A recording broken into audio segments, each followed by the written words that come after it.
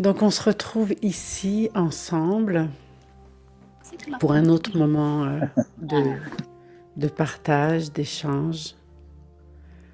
Tout le monde, on s'assure d'avoir nos micros éteints. Hein, c'est ce qui permet de préserver une qualité de présence pour tout le monde. Puis, merci Marjolaine d'être là aussi chaque dimanche avec nous, avec toute ton énergie, toute ta bienveillance, tes qualités de cœur qu'on partage et puis qu'on aime partager avec le monde aussi. Et merci à tout le monde d'être là avec nous encore aujourd'hui. De nous faire part souvent dans vos commentaires combien ce moment est devenu important pour vous, combien ça vous apporte, combien ça vous permet de faire certaines prises de conscience. Ça se veut vraiment simple, ça se veut très humble tout ça. Mais juste d'allumer des lumières, d'allumer des idées pour faire un pas de plus dans notre cheminement. Puis de le faire ensemble, ça apporte une autre dimension. Surtout en ce moment. En ce moment où on est plus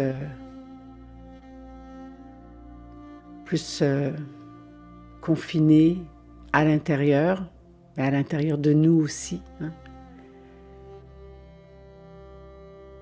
Et en même temps, tout ce qui se passe, ça nous rappelle l'importance. C'est là qu'on réalise que c'est pas dehors qu'on va trouver nos ressources. Dehors, en ce moment, c'est tellement chaotique. Et puis, c'est pas non plus auprès des autres réellement qu'on va trouver nos vraies ressources. Parce qu'en ce moment, les autres, on peut pas les voir. On peut se connecter comme ça, mais... Alors, ça nous ramène à l'essentiel. L'essentiel, c'est chacun. C'est chacun pour soi.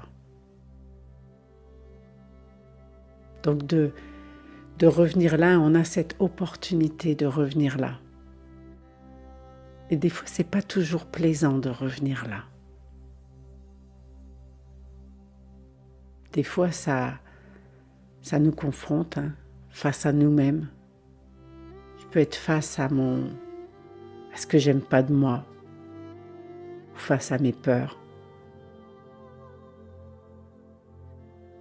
Il y a des gens, des fois, qui me partagent que quand ils se connectent comme ça à eux, c'est comme un tunnel, c'est sombre. Alors pour quelques personnes, c'est vrai. C'est pas si facile. Et j'ai envie de vous inviter à trouver du confort dans cet inconfort. À être capable de voir le beau, même quand c'est pas beau. À être capable de plus de bienveillance envers vous.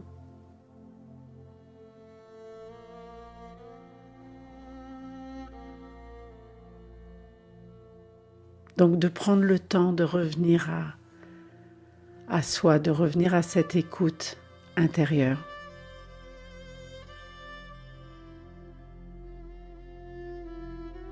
Et il n'y a pas de mauvaise façon de le faire. Il y a votre façon à vous, propre à vous. Alors vous vous êtes assuré, bien sûr, d'être dans un endroit tranquille, confortable. Vous avez pensé à couper toutes les sources de distraction possibles.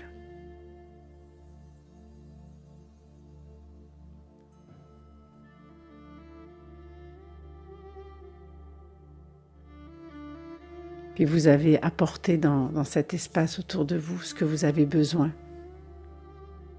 pour vous sentir bien. Quelque chose pour écrire, quelque chose pour vous réchauffer, quelque chose à boire. Et puis vous êtes là. Une posture que vous choisirez propice à une bonne respiration. Permettre à tout votre être de s'oxygéner en conscience. Bien sûr, respirer, on le fait tous les jours, à chaque instant. Mais est-ce qu'on le fait en conscience?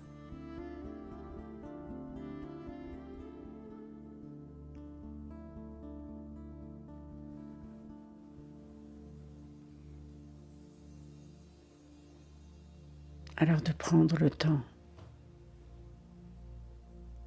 de prendre conscience de votre respiration, là maintenant.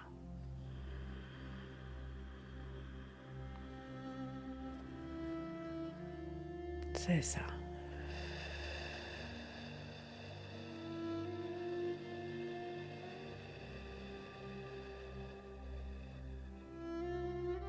Tout au long de cette heure que nous allons passer ensemble, laissez votre respiration vous guider.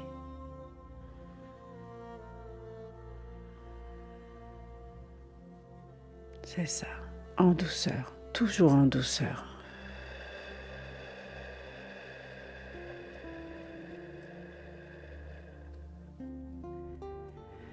De laisser votre respiration choisir son rythme idéal. C'est ça.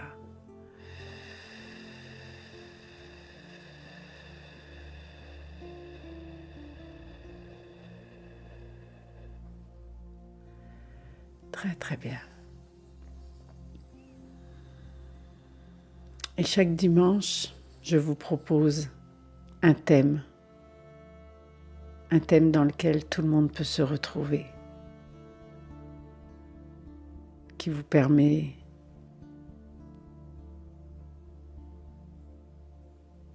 peut-être de réveiller des choses qui sont endormies en vous, ou tout simplement de vous faire un rappel de ce qu'il est trop facile de mettre de côté dans notre quotidien. Ici, on est là pour se parler de ce qui est important pour vous. Ouais. Et vous êtes accompagné par votre respiration. Parce que la respiration va vous permettre de laisser s'évanouir toutes les préoccupations de votre quotidien. Et elle va vous permettre aussi de détendre votre corps, détendre votre esprit,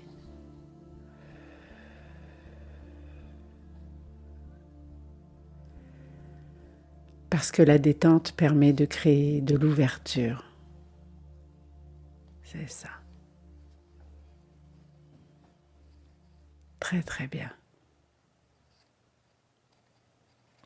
J'aime profiter de ce moment où on se retrouve tous ensemble pour, à partir de notre cœur, envoyer une pensée, une ou plusieurs pensées, vers toutes les personnes qui pourraient avoir besoin d'un soutien. On fait ça gratuitement, généreusement. Vous en connaissez sûrement des gens autour de vous, peut-être dans votre famille, peut-être dans votre entourage professionnel, vos amis, peut-être c'est un voisin, peut-être c'est quelqu'un de proche ou bien une personne dont vous avez entendu l'histoire.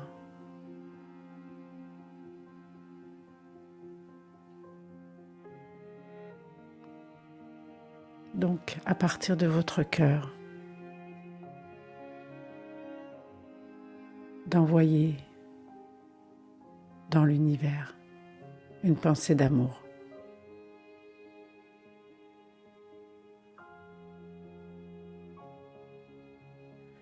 Tout en continuant de respirer.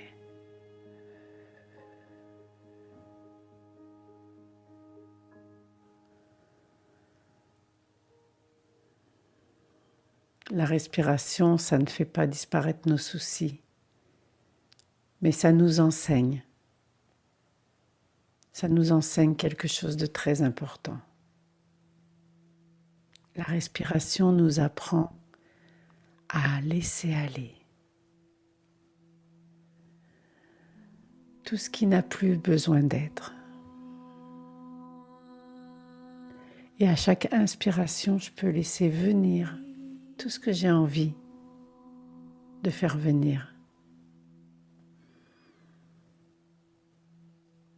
Et c'est un va-et-vient que je peux quotidiennement utiliser. Quand j'inspire, je peux inspirer la joie. Et quand j'expire, je peux expirer mes peines.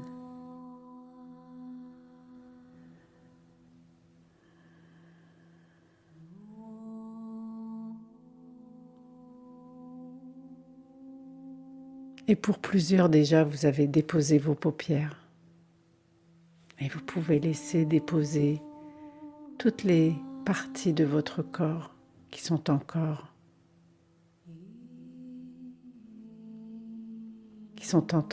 tendues ou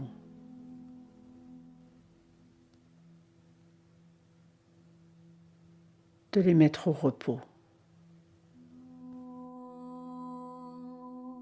C'est ça, de laisser tout votre corps se mettre au repos. Et maintenant, vous entendez la musique. Et peut-être que vous entendez le bruit de votre respiration.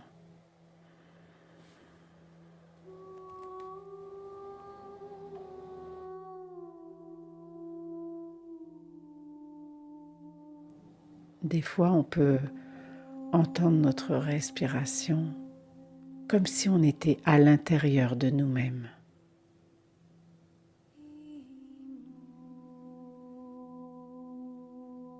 Une respiration qui nous chuchote, tranquille.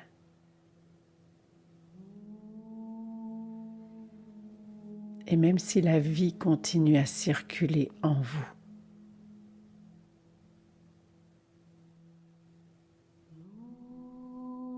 votre respiration a apaisé votre énergie.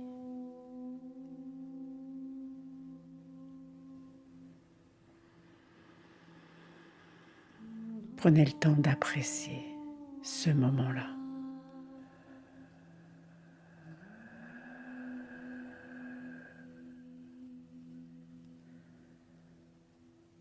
Prenez plaisir à être là.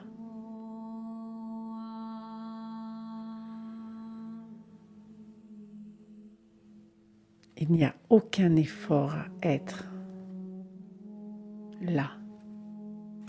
Aucun effort à faire.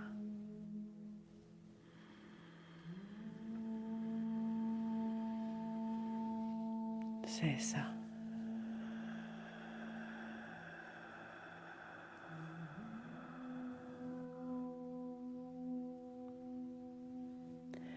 Et vous pouvez laisser toutes les frontières intérieures s'élargir, comme pour vous donner plus de place, plus d'espace.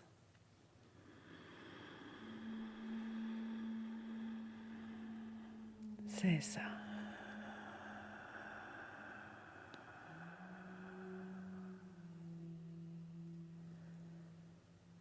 Très, très bien.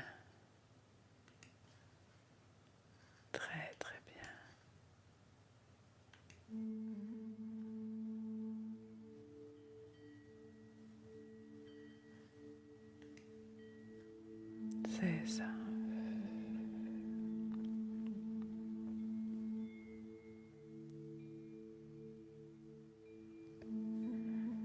Je ne sais pas pour vous,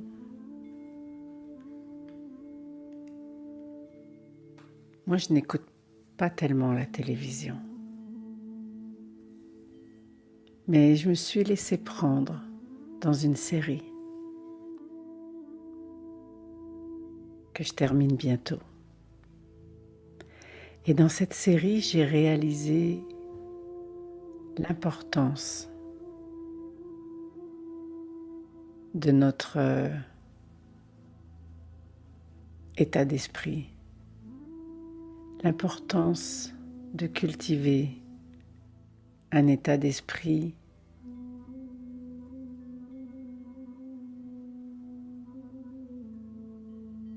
gagnant, un état d'esprit fort. J'ai réalisé que tout venait de là. Je le savais bien sûr, mais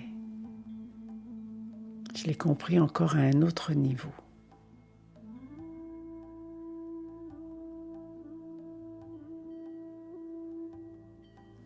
En fait, je regardais la série Crown, La Couronne,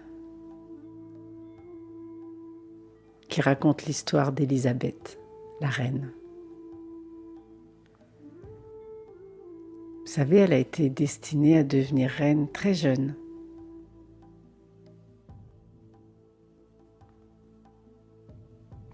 Une héritière présomptive.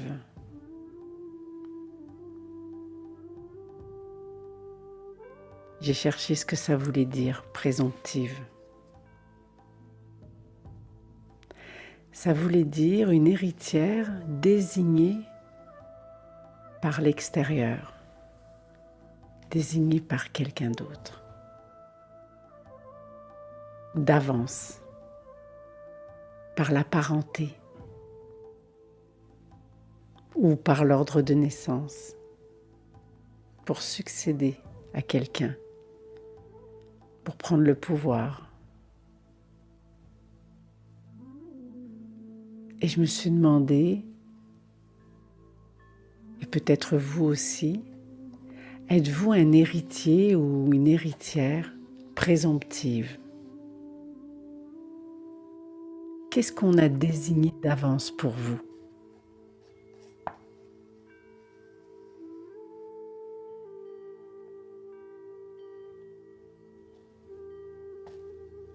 Est-ce que la vie que vous menez a été décidée à l'avance par quelqu'un d'autre? Si je reviens à Élisabeth, de par sa destinée, elle a reçu une éducation parfaitement adaptée pour jouer son rôle. Et on ne lui a pas appris ce qu'elle avait besoin d'apprendre pour être heureuse ou pour s'épanouir. Non, non, non, non. On lui a appris tout ce qu'elle avait besoin d'apprendre pour jouer son rôle, pour jouer le rôle qu'on avait choisi pour elle.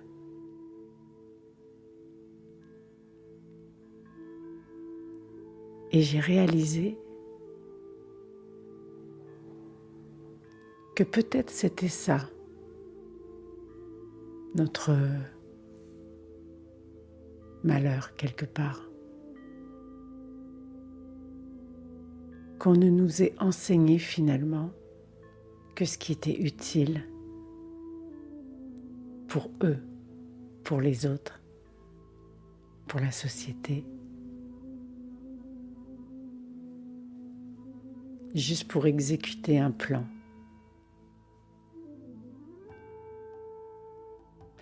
Si j'en reviens à Élisabeth, il n'y avait aucune place pour déborder,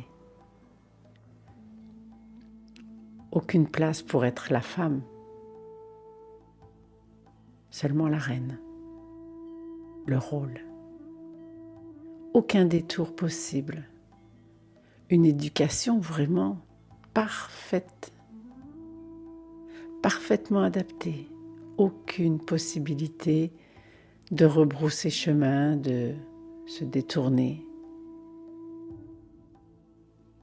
sauf si elle avait souhaité abdiquer comme son oncle.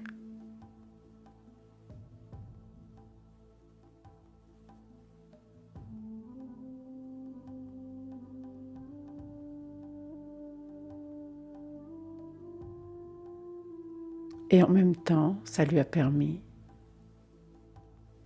de construire un état d'esprit fort.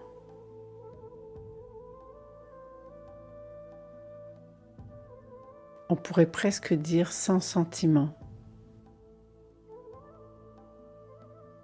rigoureux.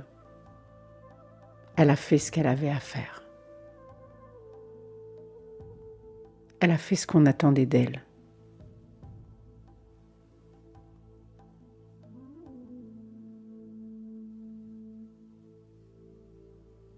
Elle est devenue souveraine.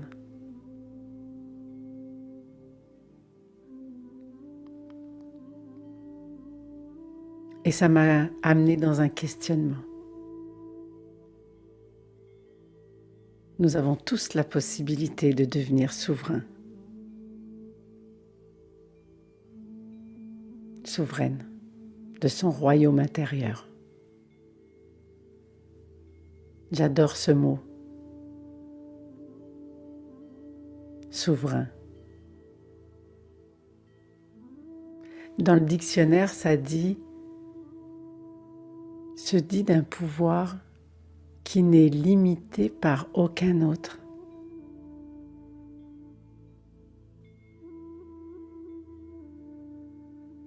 Qui atteint le plus haut degré de qualité.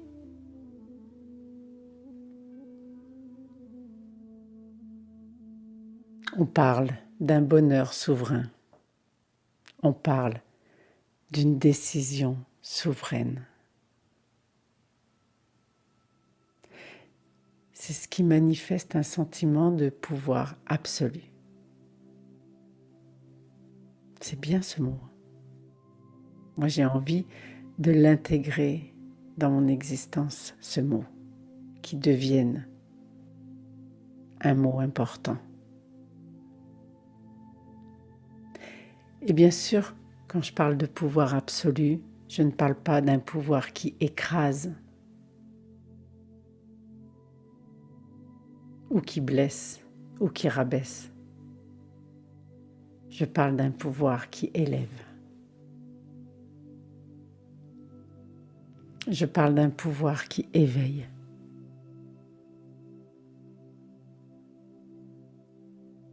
Exercer sa souveraineté, c'est se réserver la possibilité d'agir, de parler, d'influencer pour faire valoir son point de vue. C'est se faire respecter. Une position de souveraineté nous rend légitimes.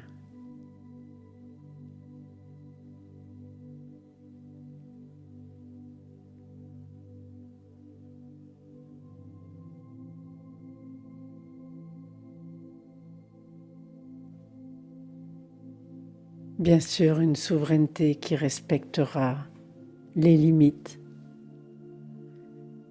Bien sûr qu'il y a des limites.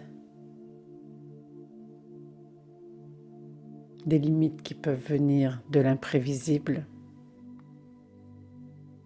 de l'environnement, de la société.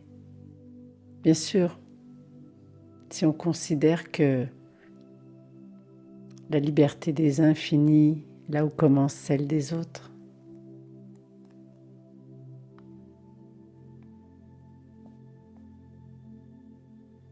Mais ceci mis à part,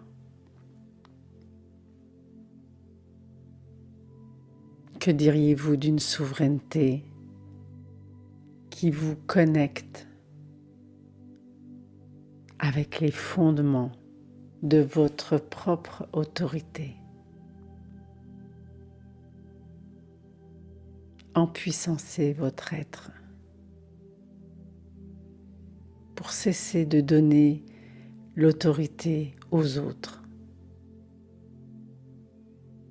à votre famille, à votre patron, à la société.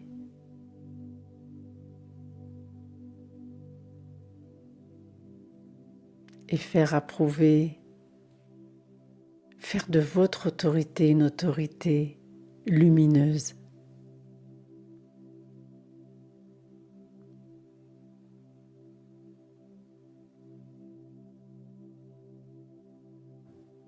Alors, quelle est la légitimité de votre autorité ?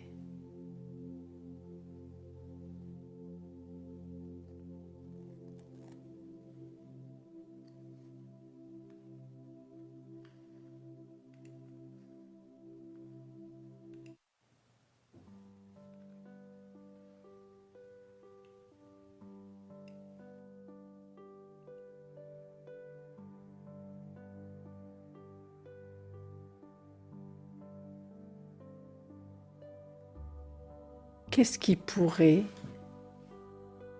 fonder votre souveraineté ?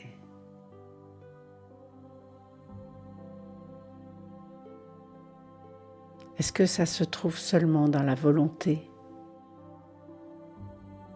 dans « je veux », vous savez, un peu comme font les enfants.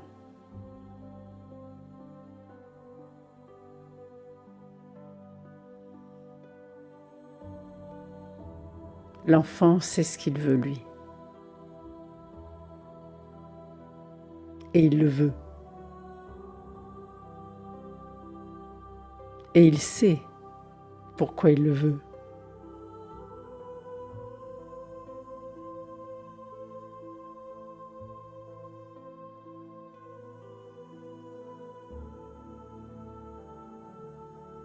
Et il le veut tellement absolument qu'il peut en devenir tyrannique, l'enfant.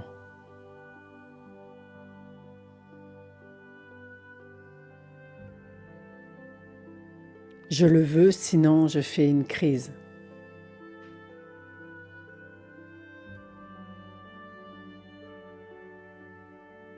Peut-être que vous vous en souvenez de votre propre enfance. Est-ce que nous n'étions pas souverains dans l'expression de ce que nous voulions ?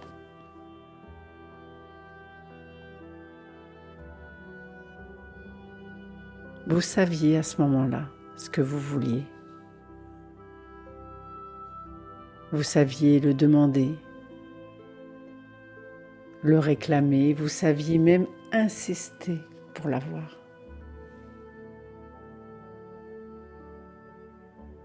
Vous ne remettiez à ce moment-là pas du tout votre droit de recevoir l'objet de votre désir. C'était légitime. C'était légitime de recevoir du lait lorsque vous aviez faim.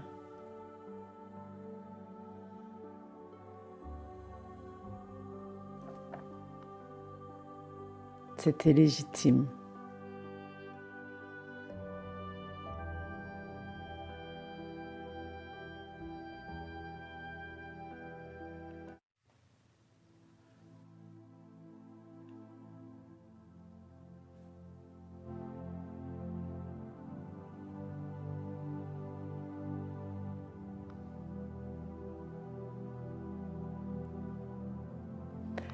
Heureusement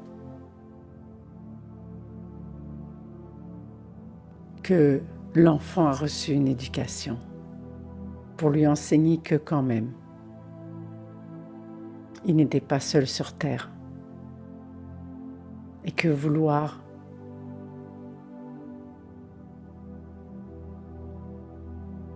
ça avait quand même certaines limites. On lui a appris à remplacer « je veux » par « j'aimerais, s'il vous plaît ». On a quand même civilisé sa volonté.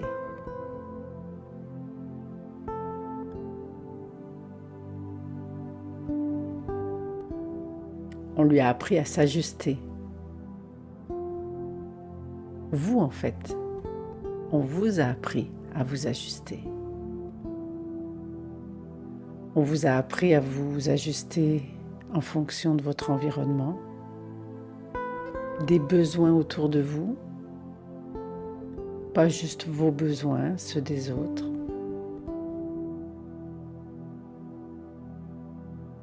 Et au nom de cette éducation, on vous a même peut-être blessé,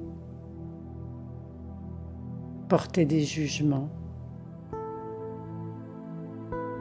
mis des étiquettes. Peut-être que c'est votre cas.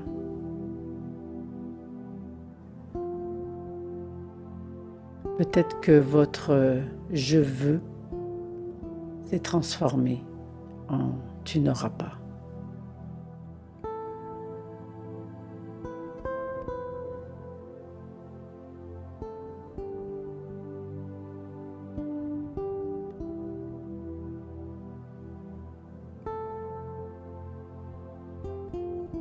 Et l'éducation s'est transformée en message négatif. Et puis les étiquettes sont devenues des réalités. Je suis devenue ce qu'on m'a dit que j'allais devenir.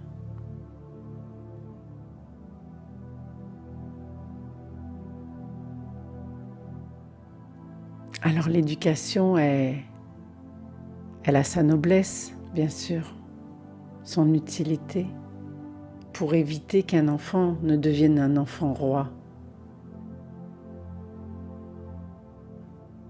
Mais est-ce qu'elle n'a pas fait en sorte qu'il ne devienne pas non plus souverain de son royaume? Au lieu de le guider pour qu'il s'ajuste, elle a parfois abusé de son pouvoir pour qu'il s'adapte, pour qu'il se taise, pour qu'il oublie ses besoins, ses envies, pour qu'il fasse une croix sur ses rêves et pour qu'il devienne au service des autres, pour qu'il réponde aux besoins des autres.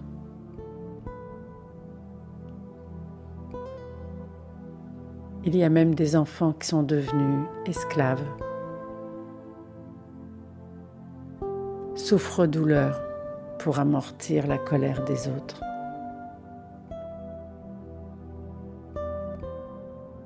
Ou bien certains sont devenus des instruments, des ambitions de quelqu'un d'autre.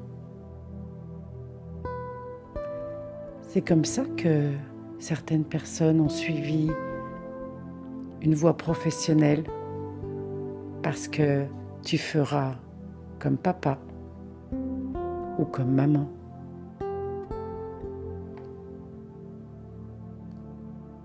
Nous sommes plusieurs d'entre nous issus de cette génération qui a induit des choix pensant que c'était pour le mieux.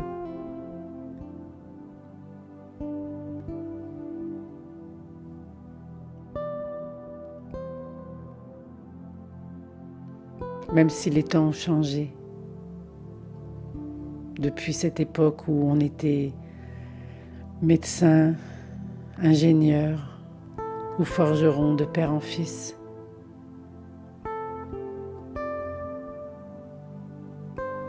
ça existe encore des parents qui pressent leurs enfants de suivre leurs traces, ou bien de faire mieux qu'eux, ou bien d'exceller, ou bien qu'ils fassent ce que eux n'ont pas réussi à faire. Tu deviendras ce que moi je n'ai pas réussi à être. tu exprimeras ce que moi je n'ai pas réussi à exprimer.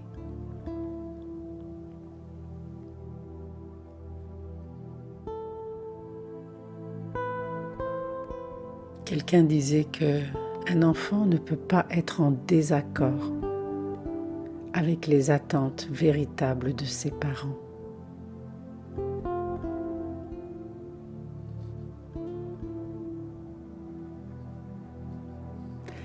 Quelles que soient vos attentes, vous pouvez être certain que les aspirations de votre enfant vont s'accorder avec les vôtres. C'est fou quand on y pense. Est-ce qu'on est condamné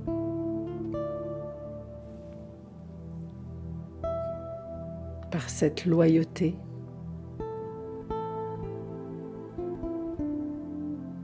Au nom de l'amour.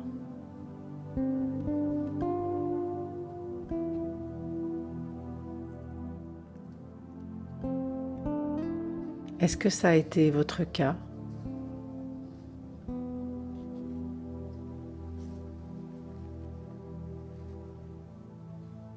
À quoi avez-vous obéi ?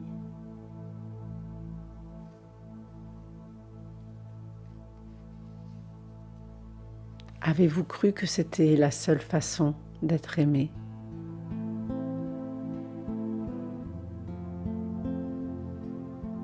Je t'aime si tu deviens ce que je veux que tu deviennes. Je t'aime si tu es un bon garçon, une bonne fille.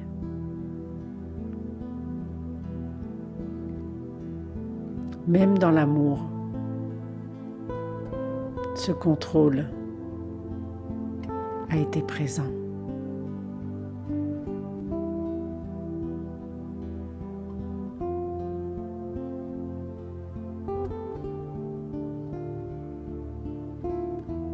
Une loyauté basée sur le pouvoir.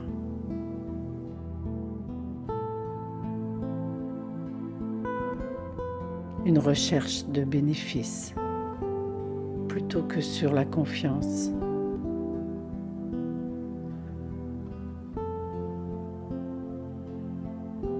Avez-vous été victime de chantage affectif ? Avez-vous eu peur des représailles ?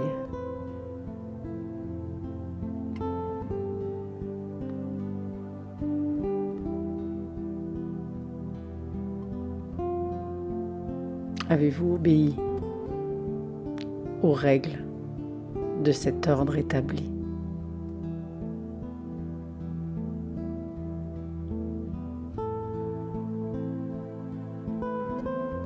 Alors il y a eu tant de raisons de ne pas être devenu maître de votre vie, maître de votre destinée, maître de vos décisions.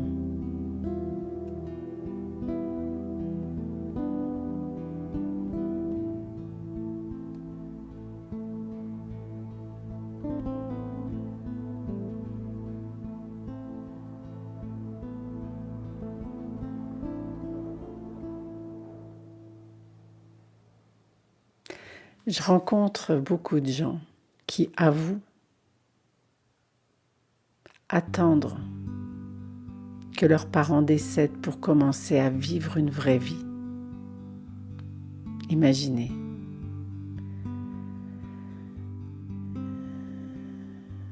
Pour juste se donner le droit de vivre la vie auquel ils aspirent.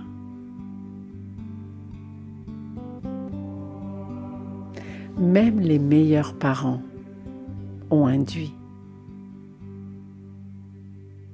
Même les parents les plus aimants ont influencé. Ils ont aiguillé, ils ont dirigé sur une voie. Est-ce que c'était la bonne voie ? Ils ont fait ça par peur, par manque de confiance, par amour. C'est peut-être, vous savez, la tâche la plus difficile qui soit pour un parent. Ça l'est déjà pour nous, comme parents d'aujourd'hui. Imaginez pour nos parents et nos parents éduqués par nos grands-parents et eux-mêmes éduqués par leurs parents. La tâche la plus difficile pour un parent, celle d'éduquer sans rabaisser, celle de guider sans contrôler, celle d'accompagner sans juger, celle d'encadrer sans enfermer, celle d'aimer sans étouffer.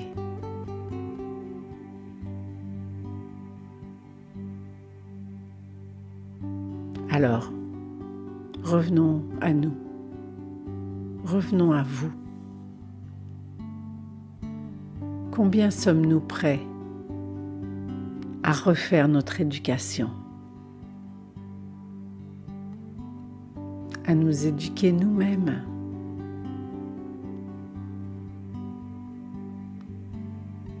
Faisons-nous assez preuve d'humilité pour accepter ce que nous devons aujourd'hui nous efforcer d'apprendre.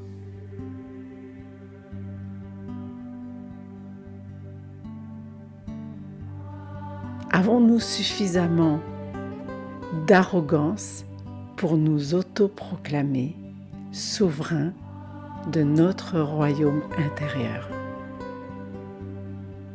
pour nous tenir debout face à la vérité, pour défier toutes nos contradictions,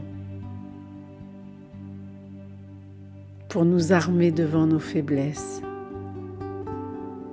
pour prendre soin de nos blessures, pour calmer nos rages, rassurer nos terreurs,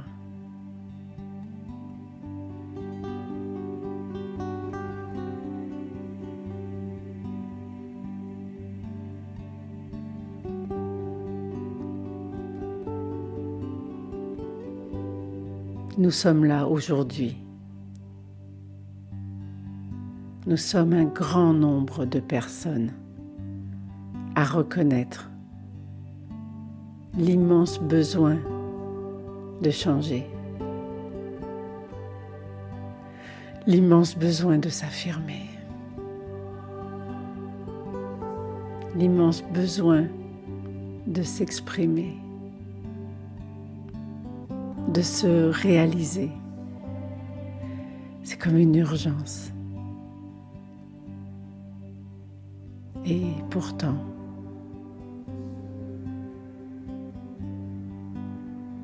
qu'est-ce que ça veut dire être soi? Qu'est-ce que ça veut dire être maître de sa vie? Qu'est-ce que ça veut dire devenir souverain de son royaume?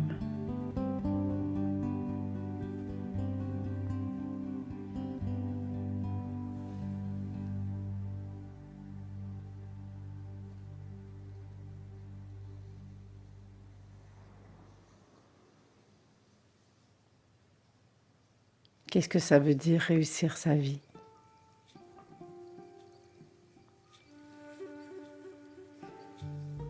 Vous connaissez tous Romy Schneider. Elle disait « Réussir, ce n'est pas toujours ce qu'on croit. » Elle disait « Ce n'est pas devenir célèbre, ni riche ou encore puissant. »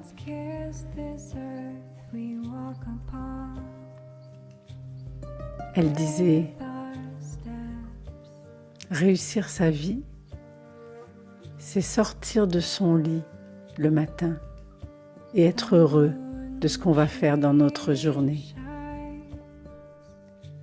Si heureux qu'on a l'impression de s'envoler.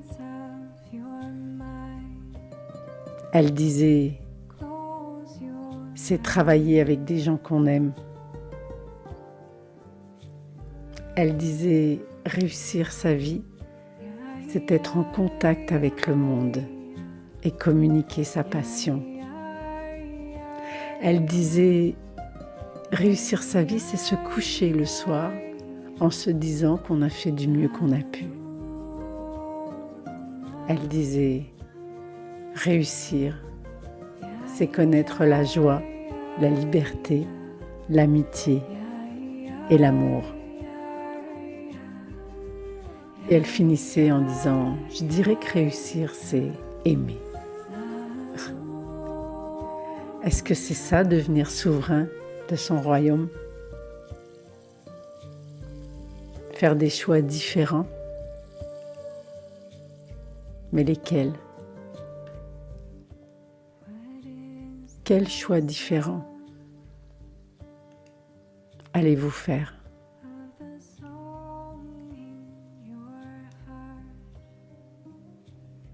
Est-ce que c'est affronter ses peurs? Oui, mais lesquelles? Quelles sont les peurs qui vous habitent?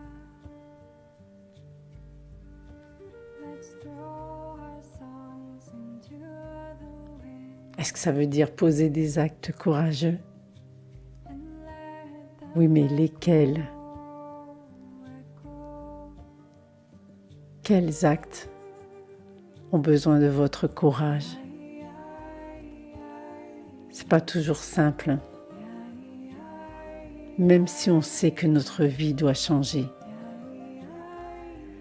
C'est pas simple quand on a été conditionné.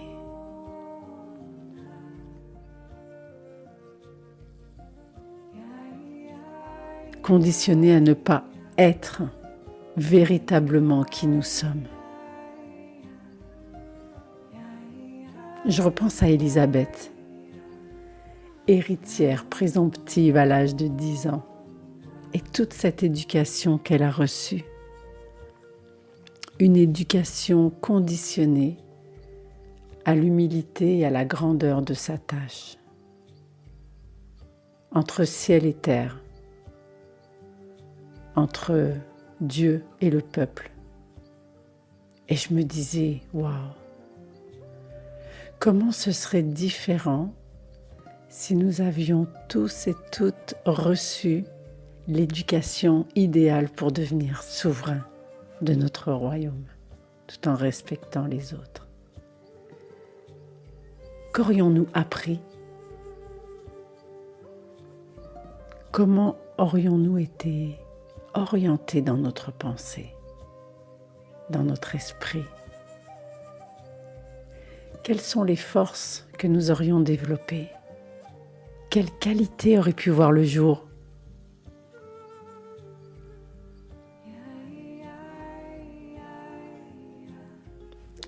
Le temps est venu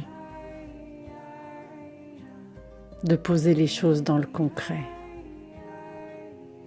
de réécrire votre histoire, votre vérité, votre légende personnelle, de reprogrammer votre mindset, votre état d'esprit, de casser tous les codes, de reprogrammer, de laisser votre imagination reprendre ce flambeau pour dépasser la réalité.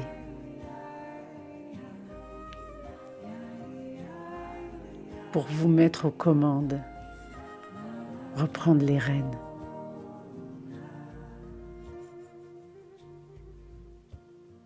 Devenir comme un pèlerin, réapprendre, marcher sur un nouveau chemin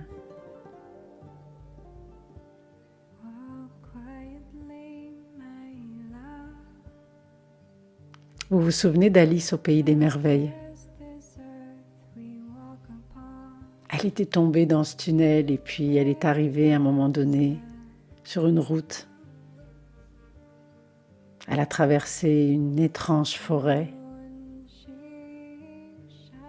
C'était un peu effrayant et en même temps excitant.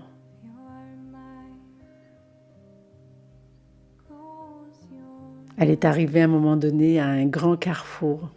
Il y avait plein de panneaux de signalisation, de direction dans tous les sens.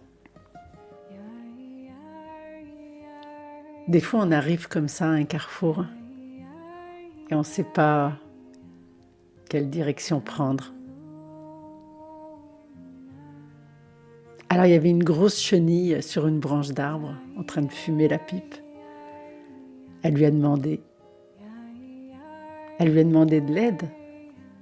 Dites-moi, quelle route est-ce que je devrais prendre?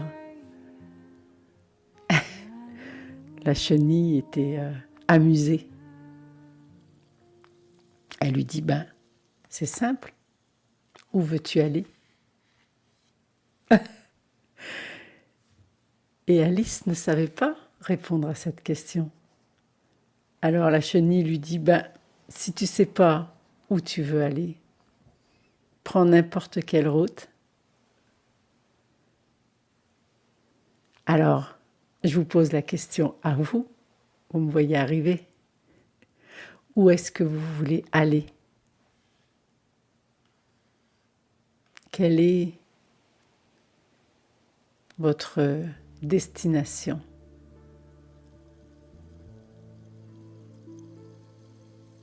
C'est une bonne question.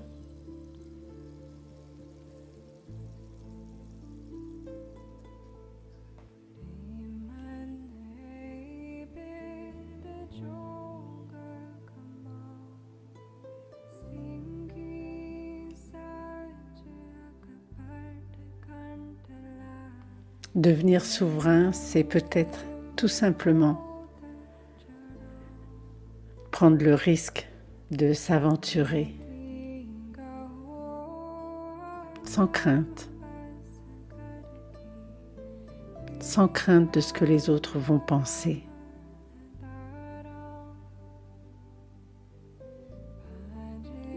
Devenir souverain, c'est cesser de vouloir plaire à tout le monde.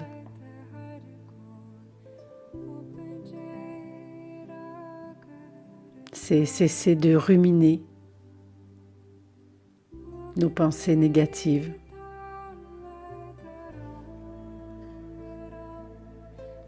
C'est dire non à la peur, dire non à la culpabilité,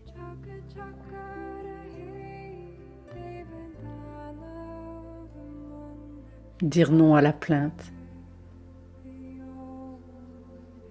dire non au jugement.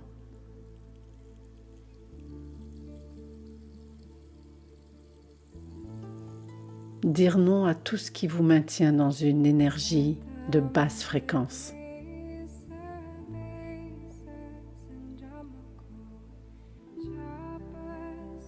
Ça veut dire apprendre à exprimer votre opinion et à dire non, je ne suis pas d'accord.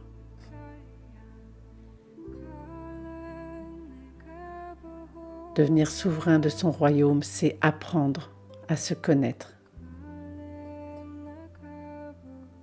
et aussi à se reconnaître. Ça implique une totale reconnaissance de vous, de vos talents, de votre valeur, de vos compétences, de vos besoins.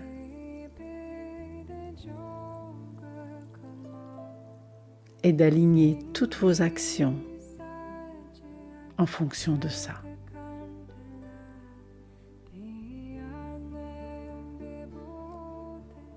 C'est ce que font les gens qui ont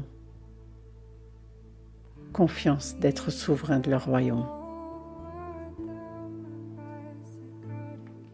Ne plus remettre en question ce que vous êtes, sous aucun prétexte, sous aucune excuse, ne plus remettre en question votre nature profonde et ne plus laisser personne la remettre en question.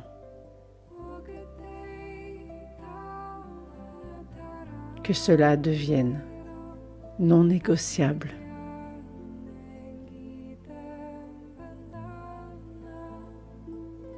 Être souverain de son royaume, c'est se libérer de ses chaînes. C'est ouvrir son cœur en toute sérénité. Et c'est se rapprocher de sa divinité.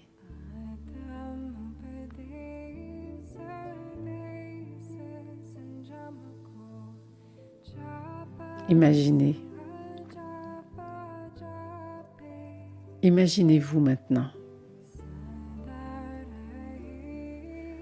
Être souverain, c'est s'avancer devant l'autel,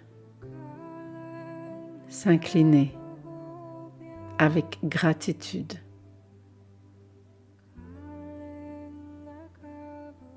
Gratitude de toutes vos expériences vécues. Gratitude face à l'immensité qui s'ouvre à vous.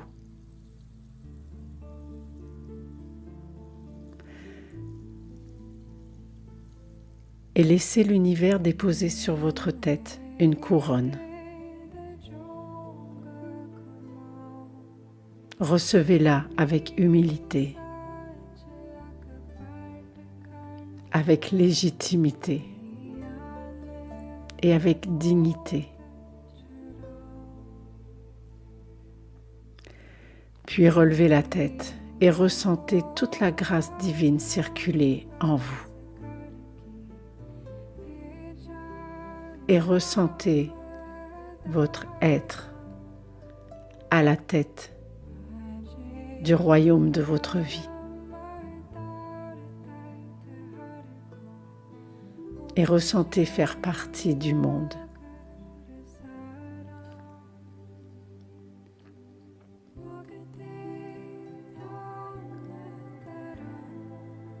Et votre souveraineté peut désormais s'organiser dans des actions quotidiennes que vous décidez.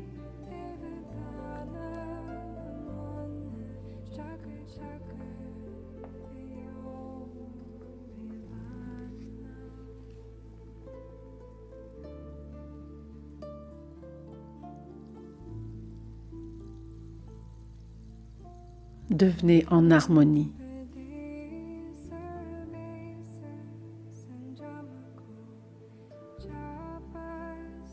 Devenez la différence attendue dans le monde.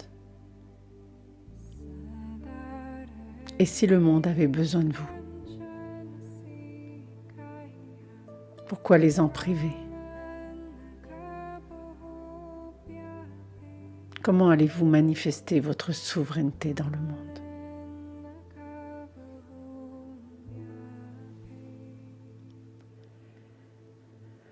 Si vous connaissez Thich Nhat Hanh, il disait « Être magnifique, c'est être soi-même ».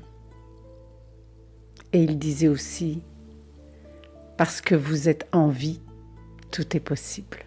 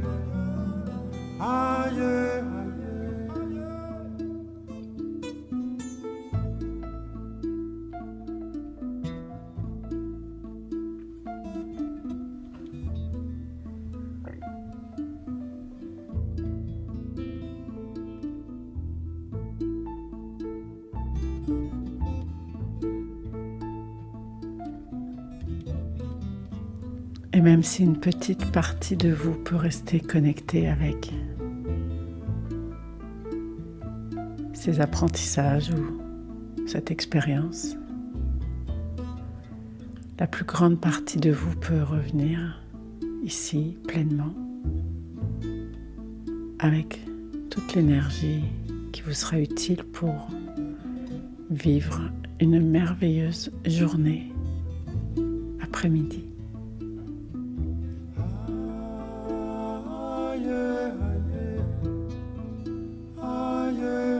Et à votre rythme, vous pouvez complètement reprendre contact avec vous, votre environnement, contact kinesthésique, contact visuel.